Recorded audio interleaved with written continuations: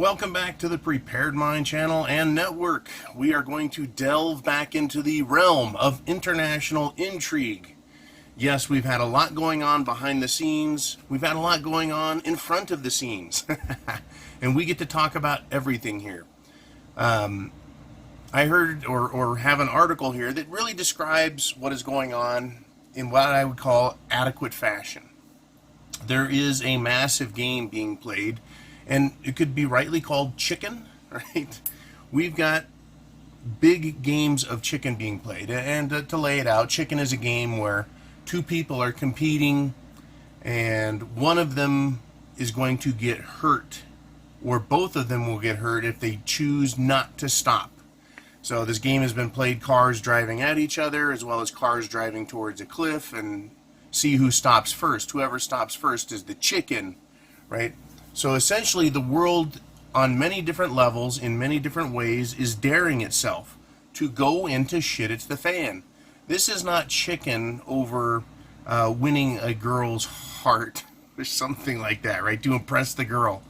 This is about domination and world control, this game of chicken. But it cracks me up is the winner of the game doesn't win anything. You still get shit hitting the fan, because that's where we're heading. So I've got a lot of examples of chicken, and then we're going to talk about the most serious game of chicken that is occurring as we speak. All right, so a huge game of chicken, America and China, right? The two economic and military superpowers, because I guess China now gets superpower status. They're an international economic force. They're not like the Cold War China that didn't have much to do with anyone other than other communist nations. They're now out in the world. They're a international military superpower. They have a navy, they have an army, they have hypersonic missiles, they can launch things into space, right? Once technology is invented and it's shared, everyone gets to be as technologically advanced. Unfortunately, our political leadership doesn't have the intellectual maturity to handle the power they've been given. So like children, they threaten each other. I'm going to take my ball and go home. I'm going to take your ball whether you like it or not. So the chicken we have going on with the U.S. and China right now is an economic war. It's called tariffs. And we're going into a currency war. And we've heard the complaints about them taunting each other, right? Accusing each other of currency manipulation. It's because we don't have a standard by which a fiat or paper currency can be valued. So if you can revalue or up and down value your currency,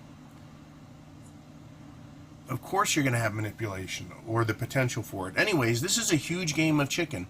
The next layer of escalation can be war or conflict. But when we get to the end of this video, when I talk about Israel, that is how war, I believe, between China and the United States is going to be expressed.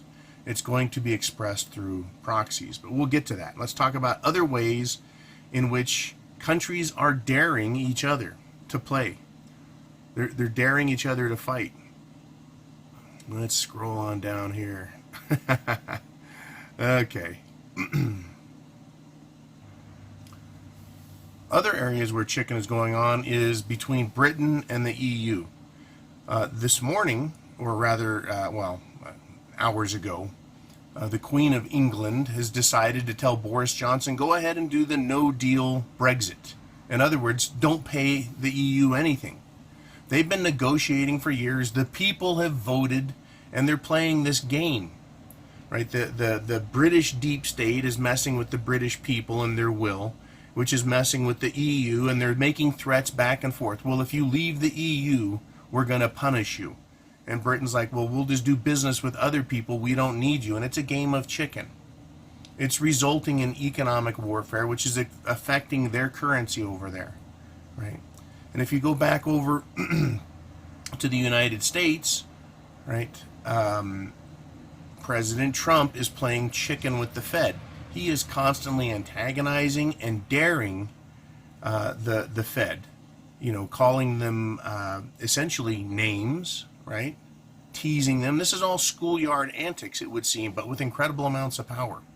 He antagonizes Powell.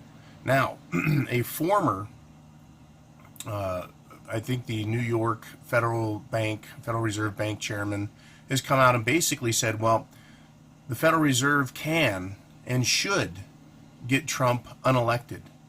Right now we have a bank magnate, a powerful banking individual, threatening that he can control the outcome of a presidential election with their bank policy. And that is being called treasonous. We are having a ratcheting and escalating up. This is a game of chicken. It's a game of I dare you. Oh, you're going to do that? Well, we're going to do this. Well, oh yeah, well, I dare you then. And they're doing this, and it's escalating, this game of chicken. But the consequences are disastrous. Trump may, and he'll have not only the impetus, but the reason. He'll have legitimate reason to dissolve the Federal Reserve 100% if they claim that they can, basically, that they're kingmakers. And I know this is it's a term and a phrase that's been used in the past. The kingmakers. Bankers believe themselves to be kingmakers. And this banker just threw it out there. He went right to the edge with his game of chicken. Incredible that he would say something like that. Even if it's just inferred, the language he used was incendiary. And this isn't company politics. This isn't family politics. This is the United States versus the Federal Reserve private banking cartel. And it's a game of chicken that has consequences on a global scale. If the Federal Reserve continues to be antagonistic and not appear to be independent and neutral as they claim, they're exposing themselves, they're playing their hand, and they're showing the world just how untrustworthy our currency is. That if for nothing other than national political purposes, they're going to fuck with the money system, yeah, the US dollar, the petrodollar, is going to lose its world currency reserve status. What do you think that would cause? It would cause chaos on a world scale, but it's because of this game of chicken. Because they have their pride and they want to save face. It's all bullshit. They're all a bunch of children wearing ties and fancy suits. All of them. Look what Christine Lagarde has done with the IMF World Bank situation. All the trouble that's been caused by playing these games. They've had their test runs. They've had Cyprus. They've had Greece. They've had a little bit with Italy. They're dealing with Deutsche Bank. They're getting lots of experience on how to deal with an absolute collapse. But they are the ones who have caused it. It is not me and you that have caused the collapse. Right? A little too much credit card debt. Not enough mortgage debt. Whatever they want to say, they can't blame it on the individual people. It is their rules and their policies at the top. These people playing chicken at the very top. I want to talk about a gentleman. His name is John Foster Dulles. He was one of the original characters involved in the creation of the CIA. He was one of the crooked masterminds behind the failed Bay of Pigs invasion of Cuba that was done without the president's authority and knowledge. And a scumbag. But when talking about a game of high-stakes chicken, he writes, it's the ability to get to the verge without getting into the war. And it is referred to by him as a necessary art. This game of chicken is ridiculous. And so who wins games of chicken? Those with a steady nerve, those with more guts. How about those who are more careless? Those who are willing to sacrifice others. That is what this game of chicken really is about. They're willing to sacrifice the economy, national sovereignty. They're willing to sacrifice the lives of people, their savings. Right? They're willing to put us at risk of internal chaos and international chaos. And now we're going to talk about, speaking of that, what happens when the big countries get so far out of hand that they want to play chicken to the extent they have. We get a nation like Israel, who is not a hand puppet of the United States government. In fact, many people claim that it's the other way around, that Israel runs America. But, Israel is its own bulldog. I think they're completely independent, and they don't give a shit what England says, or NATO, or the United States. But they have gone on to attack in 4 different countries in the last few days. They've dropped bombs in, I believe, Syria, Lebanon, Palestine, and Iraq. Essentially, Israel has used planes to bomb or attack the allies or confederates of Iran. Right? It's a proxy attack against a proxy army and the proxy allies of Iran. In other words, we're seeing this escalation, and this is a game of chicken. Now, unlike Vladimir Putin in Russia, I don't think the Ayatollah Khomeini in Iran has a steady hand, or at least not as steady as I would hope it to be, right? Iran has promised to bomb Israel off the face of the earth, right? When the parents aren't home, if you have ill-behaved kids, are they going to behave better, or are they going to start fighting? Well, apparently the adults, the big boys in the room, China and the US and the UK and the EU, they're all busy fighting amongst each other and playing games with, literally playing games with each other, this chicken game. Well, if you do this, I'm going to do that, tit for tat. I'm going to take my ball and go home. I'm going to punish you. I'm going to call you names. So much so that world leaders are tweeting. They're using computer graffiti boards. Right? You go into the bathroom and someone writes something, right? And then someone comes back later and writes something underneath it in response. And then the next one, it escalates. That's really what this Twitter game is about. It's about putting something out there, and everyone can read it if they want, and they're escalating it. Right? They're daring each other. Ultimately, it ends up in a schoolyard fight. Well, the parents have left the room, and Israel wants to fight everybody. You want another game of chicken? India and Pakistan. India has just decided, fuck it, we own Kashmir. They're daring China and Pakistan to respond, to retaliate, to get involved. Right? And those 2 countries, or rather 3, but especially India and Pakistan, once again, they're children that were shown how to make some deadly weapons, but they aren't exhibiting the maturity to deal with it. Right? And if they truly all were as mature as we need them to be, there would be no need for bombs, because they wouldn't always resort to violence to solve their problems. Hey, look, if China's not treating their workers fair enough, don't do business with them. If China is manipulating their currency, don't do business with them.